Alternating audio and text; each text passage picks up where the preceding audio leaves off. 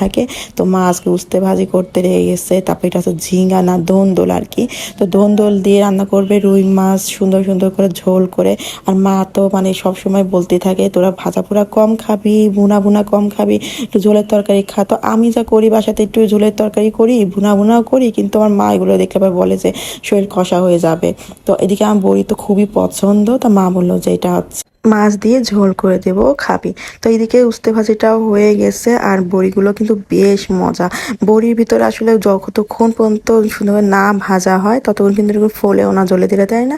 আর মা একদম খুব কম মশলা মশলা দিয়ে আর কি রান্না বান্না করতেছে, যেহেতু পাতলা ঝোল তরকারি হবে, একটু হালকা মশলা থাকলে কিন্তু বেশ ভালো লাগবে। আসলে আমি এবার যা হয়েছে, আমার এত পরিমাণে গরম এদিকে, আমি একদমই মাকে হেল্প করতেছি না, আর মাও আমাকে তেমন কিছু বলতেছে না, কারণ আমার শরীরটাও তো বেশ ভালো ছিল না এখানে আসার পরে। তো আমি একটু গরম লাগাচ্ছি না বা রান্না বান্না করতে আসছে, কিন্তু আমার মেয়েটা কিন্তু প্রতি